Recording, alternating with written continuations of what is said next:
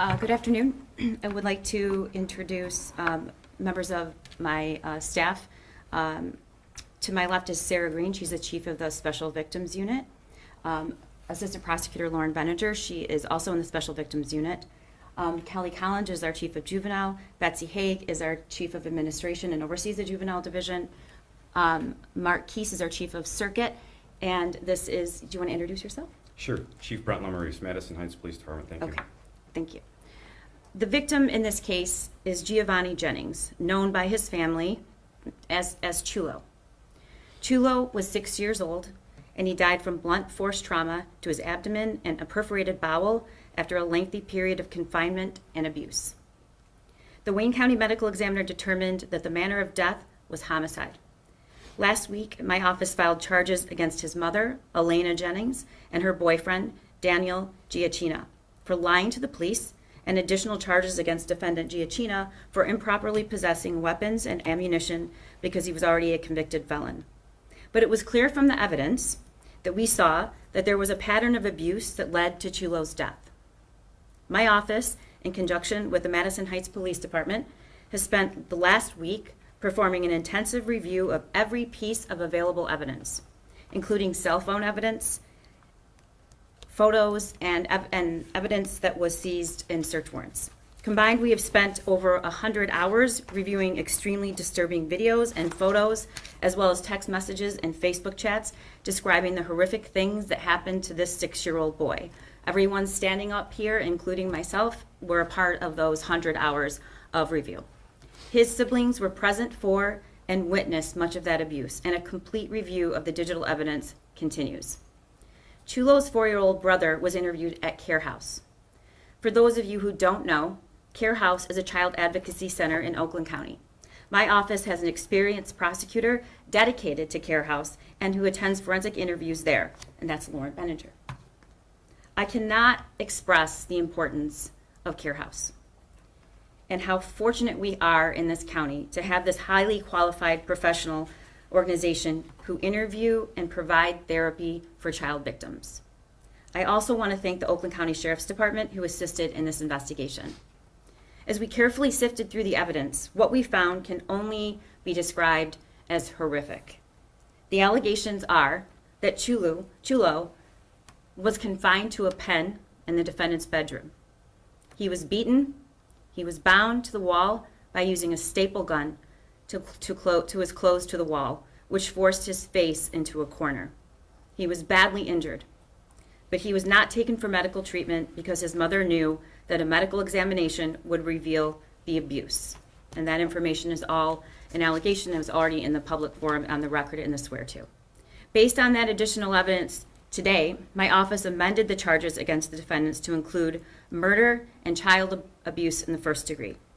On July 30th, 2024, at 2:34 p.m., Elena Jennings called 911 to her home and indicated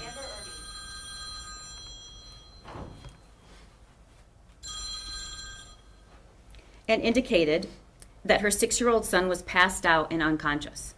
Chulo was rushed by ambulance to Ascension Macomb Oakland Hospital, transferred to the Detroit Medical Center, and ultimately succumbed to his injuries around midnight on July 31st.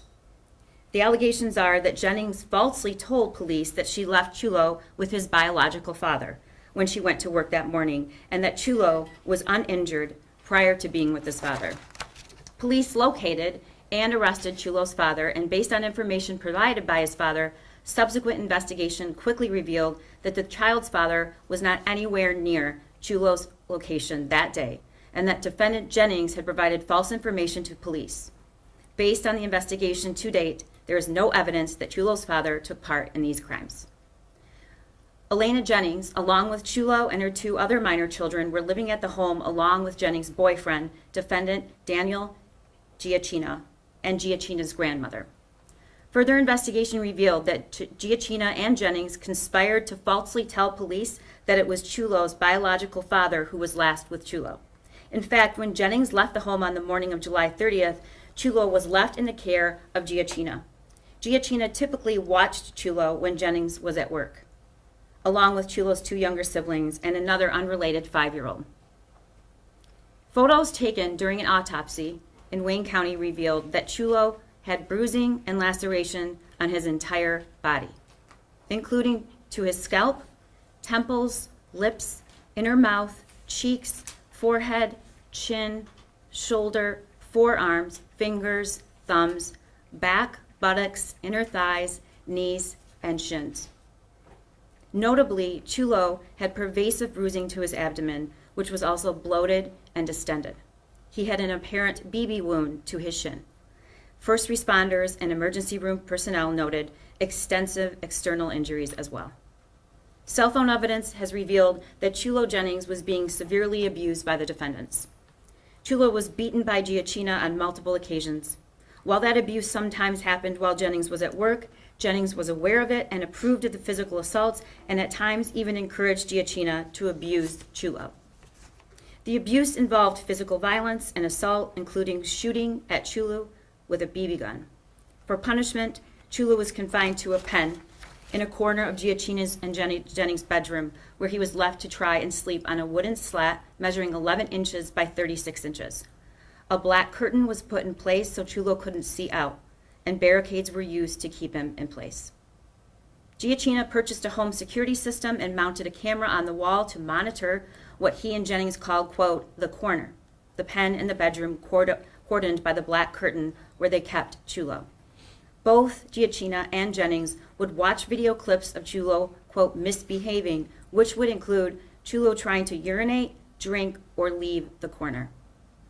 On one instance, on July 26, Giacchina bound Chulo to the wall to keep Chulo confined in the corner and to position his head to face the wall. He did so by stapling the clothing Chulo was wearing to the wall with a staple gun. He texted Jennings that he had solved the problem of keeping Chulo's face toward the wall, sending her a photo of Chulo stapled into the corner of the pen. That photo shows the shoulders of Chulo's shirt stapled to the edges of the corner in such a manner that Chulo's body, along with his head and face, were wedged into the corner of the wall. Both Jennings and Giacchina laughed about the photo and Giacchina's use of the staple gun to solve, quote, the problem. According to the text, Chulo was being punished in this manner for looking out the window in the pen area. A search conducted in the home in the pen area where Chulo was kept revealed marks in the walls consistent with a staple gun and holes in the wall with BBs still in them. During the search, police seized both a staple gun, a BB gun, and CO2 cartridges before the BB gun. They also seized a 9mm semi-automatic ghost gun and over 100 rounds of live 9mm ammunition.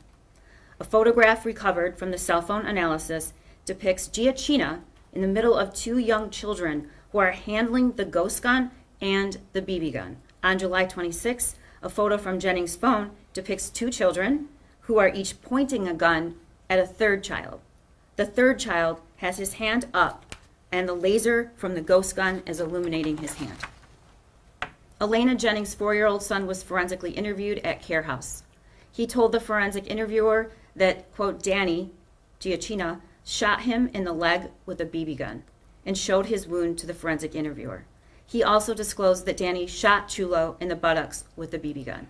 The 4-year-old explained that on the day of Chulo's death, quote, Chulo died all day, and Danny was there. Defendant Elena Jennings was interviewed by police, and she stated that Giacchina punched Chulo in the abdomen several times, approximately 3 days prior to his death. She told police that as a result of those punches, Chulo began vomiting. His condition began to worsen until July 30th, when she found him unresponsive in the company of Giacchina. Jennings admitted that she knew Chulo desperately needed medical attention, but she did not take him to the hospital because she knew that a medical examination would reveal the abuse he was suffering. The investigation also revealed that Jennings and Giacchina were present and living in the family home the entire time that the known abuse was sustained by Chulo. After the autopsy, the Wayne County Medical Examiner issued a supplemental report indicating that Chulo Jennings died by homicide as a result of a bowel perforation with complications after blunt force trauma to his abdomen. All children have a right to grow up in a home free of fear. This child and his siblings suffered unimaginable abuse and lived in fear every day. My office and the Madison Heights Police Department are committed to using resources, every resource available to us to get justice for Chulo and hold the people responsible for his death accountable and to seek punishment that reflects the horror of his death. And I want to thank the Madison Heights Police Department for their commitment and conviction in carrying out a very complicated investigation. And I'd like to turn it over to the chief now. Thank you, Karen. So, good afternoon, members of the press. For those who don't know me, my name is Brent Lemaurice, and again, I'm the police chief for the city of Madison Heights. I'm not to be too redundant, but I'm going to speak a little bit on some of the things that Karen already said, but I'm going to be very short. So as you know, the Madison Heights Police Department and the Madison Heights Fire Department responded to the residence of the 6-year-old victim, Chulo Giovanni Jennings, on July 30th, 2024. This was the first time we encountered Giovanni and learned about his failing condition.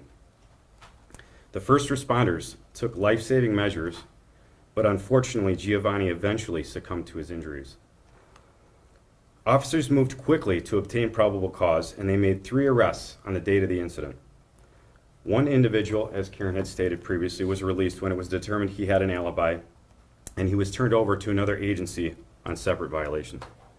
The other 2 individuals, as you now know, are Elena Jennings and Daniel Giacchina, and they were charged with lying to the police. And Daniel Giacchina had a pre-existing warrant for weapons-related offenses out of Madison Heights. Since their arraignment on those charges, the Madison Heights investigative team, in coordination with the Oakland County Prosecutor's Office and their investigators, have been working around the clock to uncover fresh evidence that has led to new charges introduced today by Karen McDonald. I would like to give a special thank you to all of them for their hard work. With that said, I want to remain focused on Giovanni and the tragic situation he had to endure. We will continue to work with the prosecutor's office to build this case and provide that justice for Giovanni. Thank you. We can take a few questions with the understanding that we're very limited in what we can say. Prosecutor, had anyone reported any of this abuse to CPS, and can you, as a parent, speak to the extreme nature of this abuse and how horrifying it is? I can't comment on whether it was reported to CPS. I know that we are all mandated reporters and immediately contacted CPS because that's our job. You know, I'm a former family court judge and presiding over an abuse and neglect docket. I've been a prosecutor for years and the elected prosecutor for 4. And I think everyone standing up here has decades and decades of experience in prosecuting, particularly in the Special Victims Unit. But this was one of the worst cases we've seen.